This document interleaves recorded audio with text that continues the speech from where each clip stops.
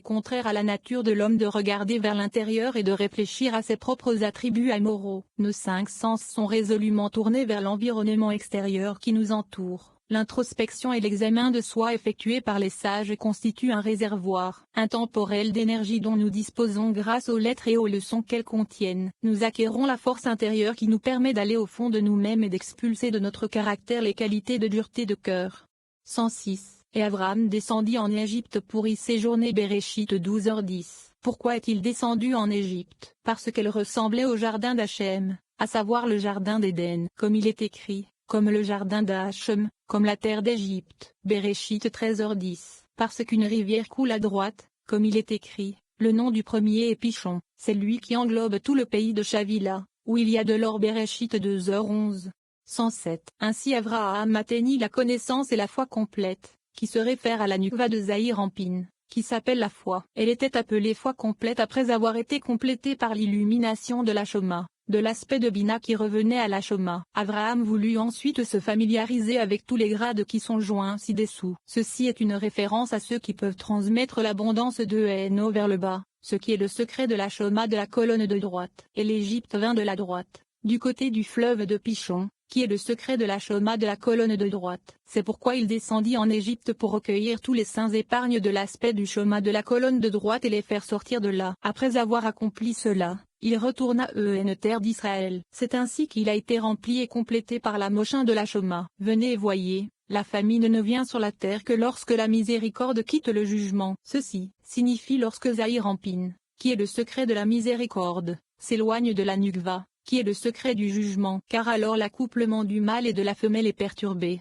et la famine se fait sentir dans la Nukva, qui est appelée la terre. 108. Et il arriva que, lorsqu'il s'approcha, fit approcher, de l'entrée en Égypte. Béréchit 12h11. Rabbi Elazar dit que le verset dit, quand il a fait s'approcher, alors qu'il aurait dû dire, quand il s'est approché. Pourquoi est-il dit, quand il a fait s'approcher? C'est similaire au verset, et Pharaon fit approcher. Shemo 14h10. Ce qui signifie qu'il a amené Israël à se rapprocher de la repentance. La même chose s'applique ici, donc a fait approcher signifie qu'il s'est approché du Saint, béni soit-il, comme il se doit. Entrer en Égypte signifie observer ses grades, situés Égypte, et garder ses distances avec eux, ainsi que garder ses distances avec les adorateurs de l'Égypte. 109.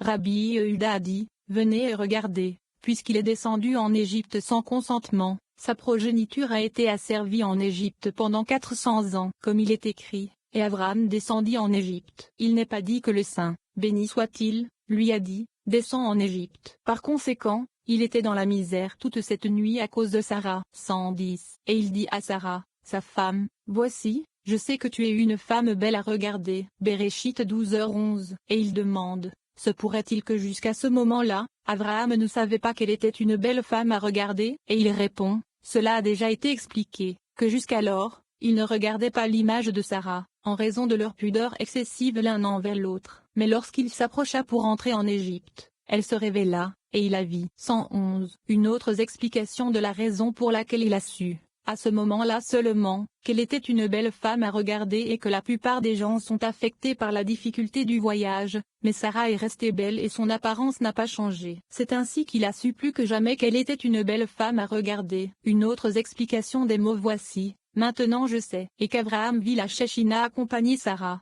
ce qui signifie qu'il avait le mérite de la révélation de la Shechina. Pour cette raison, Abraham s'est senti en confiance et a dit, elle est ma sœur. 112. L'expression ma sœur a deux significations. Le premier est littéral, à savoir, tu es ma sœur. La seconde est figurative, comme dans le verset, dit à la sagesse, tu es ma sœur. Michelet 7.2.4. Il est également écrit, dit, je te prie, tu es ma sœur. Béréchit 12h13. Le mot tu fait allusion à la Shechina. Et il est également écrit, parle-nous de toi de Varim 5h24, qui fait également allusion à la Shechina. En s'adressant à la Shechina, il a dit, afin que tout aille bien pour moi à cause de toi, ce qui signifie pour le bien de la Shechina, et aussi mon âme vivra à cause de toi, parce que, en conséquence de cela, référence à la Moshin de Shoma, une personne est élevée sur le chemin de la vie, car la lumière de Shoma est appelée la lumière de Sheia, comme il est déjà connu.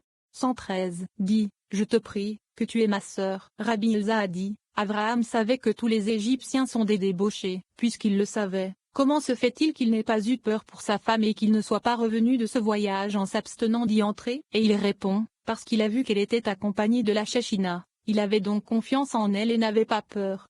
14. Le Zohar explore l'histoire biblique dans laquelle Sarah, la femme du patriarche Abraham, est enlevée par le roi d'Égypte. Abraham et Sarah sont capables de prendre le contrôle du roi, en utilisant les outils de la Torah. Cet événement avait une signification cosmique pour les générations futures. Cette action consistant à prendre le contrôle du roi d'Égypte et des forces cosmiques négatives qu'il représente, a créé les moyens qui seront utilisés à nouveau, 5 générations plus tard, lorsque les Israélites seront libérés de la servitude en Égypte. Le Zohar démontre que l'homme ne perçoit pas toujours toutes les influences et tous les effets qui résultent de chacune de ses actions. La pertinence de ce passage en réalité, les difficultés de la vie ne sont que des interférences mineures par rapport à l'accomplissement et à la réalité éternelle qui sont les nôtres une fois que nous avons achevé notre transformation spirituelle. Nous acquérons la capacité de percevoir la situation dans son ensemble lorsque des obstacles et des difficultés surgissent dans notre vie. Une appréciation des conséquences inévitables qui sont attachées à toutes nos actions est stimulée dans notre conscience.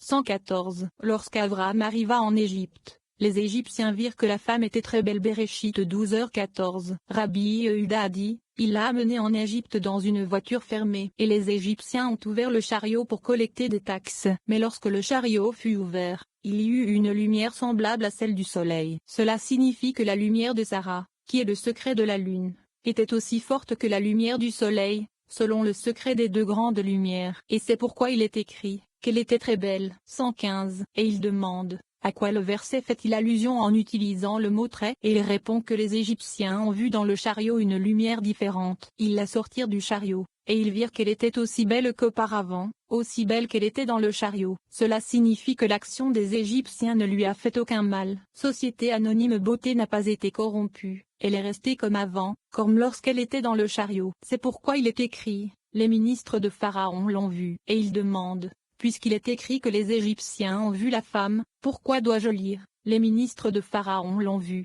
puisqu'il était eux aussi des Égyptiens? Et il répond, parce qu'ils l'ont sortie du chariot et qu'ils ont vu qu'elle était aussi belle qu'avant, c'est-à-dire qu'elle était dans le chariot. Et alors ils la recommandèrent devant Pharaon, et la femme fut emmenée dans la maison de Pharaon. 116. Rabbi Yitzhak a dit, malheur à ces méchants du monde, car ils ne savent pas et n'observent pas pour comprendre que tout ce qui existe dans le monde provient du Saint, béni soit-il. Cela signifie que lui seul a fait, continue de faire et fera toutes les actions du monde, et qu'il savait dès le début quelle serait la fin, comme il est écrit, déclarant la fin dès le début. Yeshaïa 46:2.10, et qu'il observe et accomplit les actions dès le début, afin qu'elles puissent ensuite être répétées jusqu'à leur achèvement.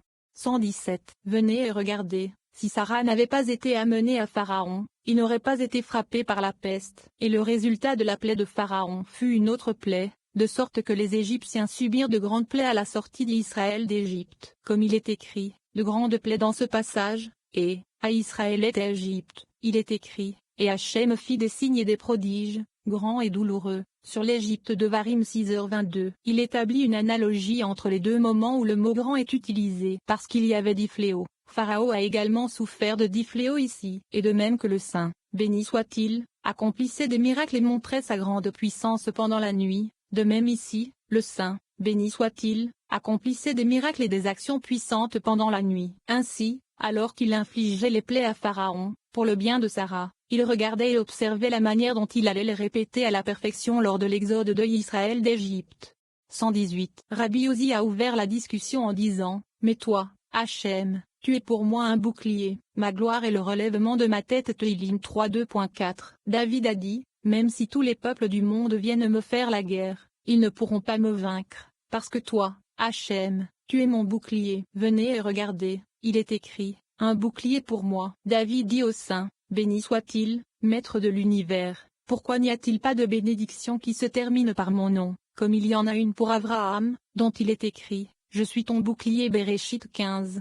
Et c'est pourquoi on dit, le bouclier d'Abraham. Alors pourquoi ne conclut-on pas une bénédiction avec mon nom, le protecteur de David? 119. Le Saint, béni soit-il, répondit donc à David, pour ce qui est d'Abraham, je l'ai déjà éprouvé et testé, et il a résisté à l'épreuve et a été trouvé devant moi d'une constance absolue. David lui dit, examine-moi, Hachem, et éprouve-moi, purifie mes reins et mon cœur. Tezillim 26:2. Mais lorsqu'il fut impliqué dans l'affaire de Bathsheba, David se souvint de ce qu'il avait dit au saint, béni soit-il, et dit, tu as éprouvé mon cœur, tu l'as visité dans la nuit. Tu m'as éprouvé, mais tu n'as rien trouvé, qu'aucune pensée présomptueuse ne passe mes lèvres. Tezillim 17:3. 120. Il a dit, j'ai dit, examine-moi, Hachem, éprouve-moi et tu as examiné mon cœur par Bathsheba. J'ai dit, purifie mes reins et tu m'as éprouvé, mais tu n'as rien trouvé. Qu'aucune pensée présomptueuse ne passe mes lèvres, comme je voudrais que les pensées de mon esprit n'aient pas été prononcées par ma bouche et que je n'ai pas proclamé. Examine-moi, Hachem, éprouve-moi.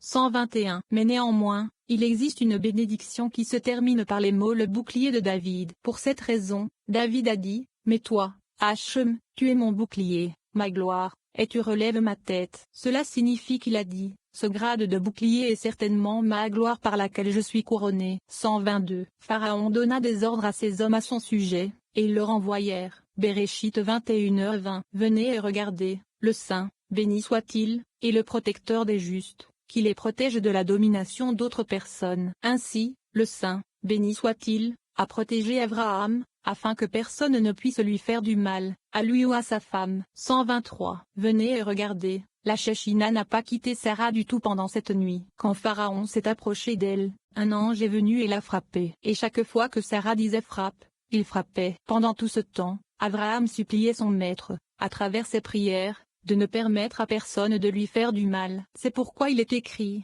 mais le juste est hardi, confiant, comme un lion. Michelet 28. Voici une épreuve par laquelle Hachem testa Abraham, mais Abraham n'avait aucun doute sur le Saint, béni soit-il. 124. Rabbi Yitzhak dit, venez et regardez, c'est à cause de cela que le Saint, béni soit-il, ne lui a pas ordonné d'aller en Égypte, mais il y est allé de sa propre initiative, afin que les gens du monde n'aient aucune raison de dire que le Saint, béni soit-il, lui a dit de descendre en Égypte, puis qu'il a été peiné pour sa femme.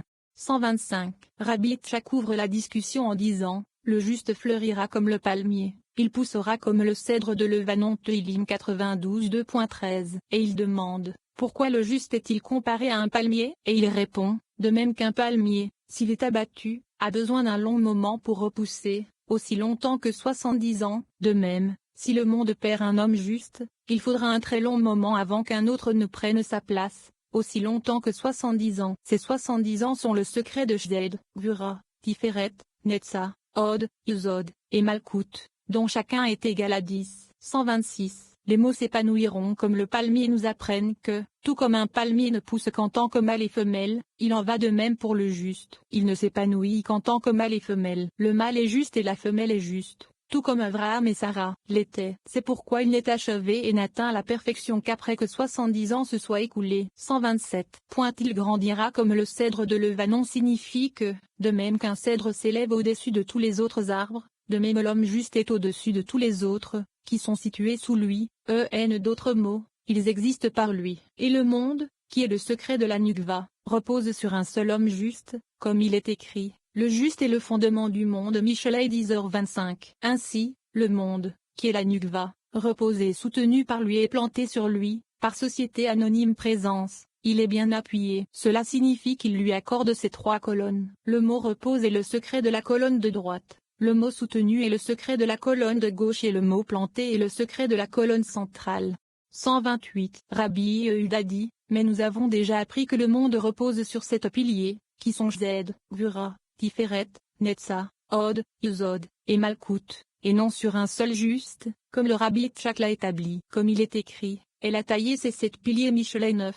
Rabbi Yosi lui a répondu, c'est certainement le cas, mais tous les autres piliers se tiennent debout à cause du 7e pilier, qui soutient le monde entier, et il est appelé le juste, à savoir Yesod Zahir Ampin. Il rafraîchit et reconstitue le monde, qui est la Nukva, et nourrit tous les mondes. Et il est décrit par le verset, dit au juste qu'il sera bien, aussi, qu'il est bon, avec lui, car ils mangeront le fruit de leurs actions. Yeshaïa 3h10. Et, il est également écrit, Hachem est bon pour tous, et sa miséricorde s'étend sur toutes ses œuvres. Tezillim 145 2.9.